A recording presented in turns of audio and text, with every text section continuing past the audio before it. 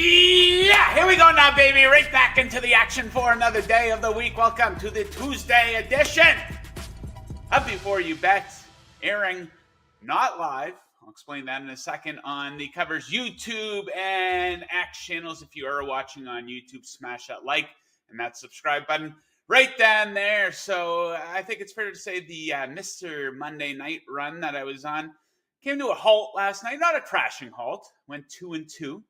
But the tear that I was on is no longer. So now I will try to become Mr. Tuesday night, covering some NBA action with Jon Metler in the second half of the show. Professional sports bettor Hitman will be by here in a matter of seconds to get into some best bets for week 15 and discuss some other hot topics going on in the world of the National Football League. Okay, so today's show is not live. We needed to pre-record in the morning to accommodate some meetings here at Covers. So if we're not responding to you guys in the live chat, we're not ignoring you. But we do invite you to fight amongst yourselves. Let us know what you like in the NFL here in week 15. What do you like in the NBA? The NBA Cup, baby. What do you like in these games here tonight? Okay, let's talk a little National Basketball Association, and we're doing that with the man here, Jon Metler. John, how you making out? NBA Cup quarterfinals tonight, and we got Orlando Magic are playing. Not good for the Magic. No Franz Wagner, no Banchero, but they're still in it, so let's go. Yeah, so we have bets for both of these games, 2 each, 4 total. I think that's how the math works out on that. I don't have a calculator with me, but before we get in, some breaking news out of the NBA, rumor mill, if you want to call it that, but the Miami Heat are open to listening to trade offers for Jimmy Butler per Shams. The official note here, Butler is open to playing for the Dallas Mavericks, Houston Rockets, or Golden State Warriors. The Heat are open to listening to offers for Butler and making a deal if the proposal is right, league sources told ESPN. And Butler's agent, Bernie Lee, has indicated in league circles that Butler is open to destinations such as the 2 Texas teams and the Golden State Warriors. Butler is a native of Houston, Texas. Above all, though, he is believed to prefer a win-now title contender in any trade, obviously. So Butler still a very good player, probably past his absolute prime. I think that's fair to say. Would you like to have Jimmy Butler in your lineup in the playoffs? He's a different player in the playoffs. Absolutely. If you have Jimmy Butler as your second or third best player, oh man, you would be absolutely in good shape in the playoffs. So who would come back? Golden State Warriors. It would have to be Jonathan Kuminga, who's regressed this year. He's still only 22 years old. I think it would appear that who would the Dallas Mavericks possibly have to trade?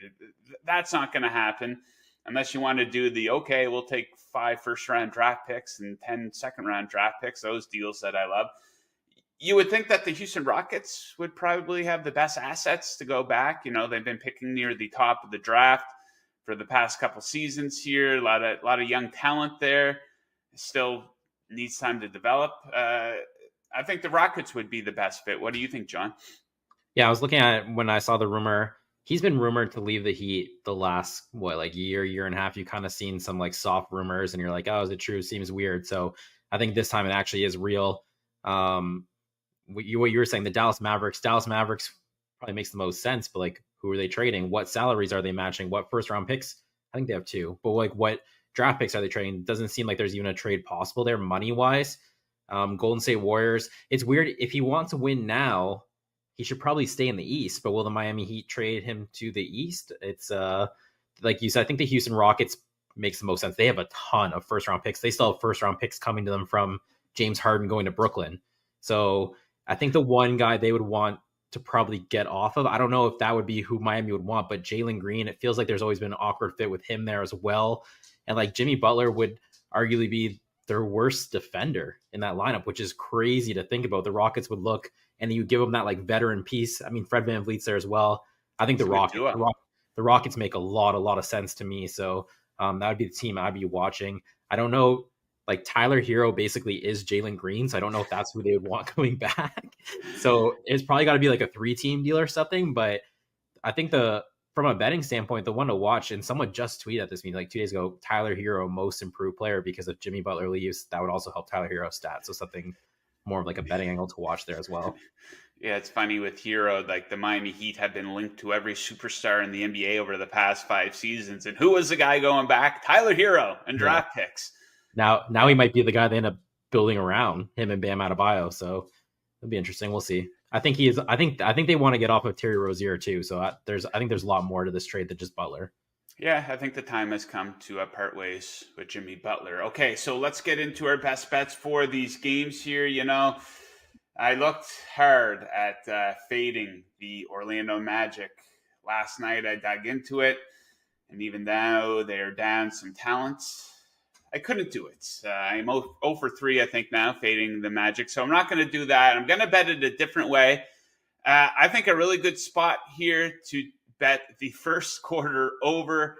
Bit of a weird bet, but hear me out here. So this has been a hot spot for the Magic, who are typically profiled as an under team. But in the first quarter, they're on a tear that seemed to go over the first quarter total in 8 of their last 10 games. They are the top first quarter over team on the road in the NBA this season. Maybe a bit of a surprise, but not so much, because their first quarter totals tend to be on the low end here. Both of these teams pretty good at scoring points here in the first quarter, both averaging over 30 points per game in their last 10 first quarters. Both defenses take some time to get going. So when you think of the Orlando Magic, you think really good defense, not so much in the first quarter of their game. Same for the Magic. These teams are 24th and 25th in defensive rating in the first quarter over their last 5 games, both in the top 11 on the offensive side, though. So we'll take over at 55.5 points in the first quarter between the Magic and the Bucks. What's your best bet for this game, John? I went Giannis and Antetokounmpo over 5.5 assists. There's actually a plus 125 right now at BetMGM. So we got plus 112 here on the graphic, but you can go to BetMGM, get plus 125. So Franz Wagner and Paolo Banchero. Yeah, I'm surprised I messed that one up. And Paolo Banchero are both out. So they decided to go double big against the Suns. That was the first game we saw no Wagner. They went Goga Bitadze and Wendell Carter. Those are their 2 5s. So when you think of that from like the Bucks standpoint, Giannis Antetokounmpo, in terms of like the Magic already have a really good defense, in terms of clogging the lane and like building walls, you're going to have 2 centers in the game. So I think that immediately just plays in the hand of Giannis is going to have a hard time like getting into the lane and finishing. He's going to be looking to pass out. And if that's the case, it's just going to generate more potential assists. And Antetokounmpo, his assists are to shooters. That's how he gets them. It's it's like 11, 12 potential assists going to 3-point shooters. So it's not like you'd be concerned if you say it's a point guard who dumps it inside, usually a lob threat or something like that. You wouldn't want it to go against that against the 2 bigs.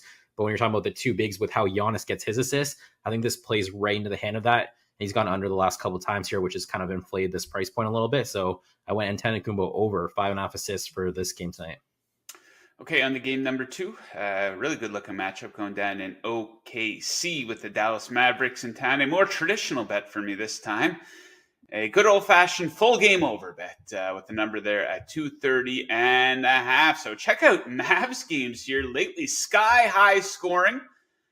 The over is 9-2 in their last 11 games. An average combined score of 238.6 in those 11 games.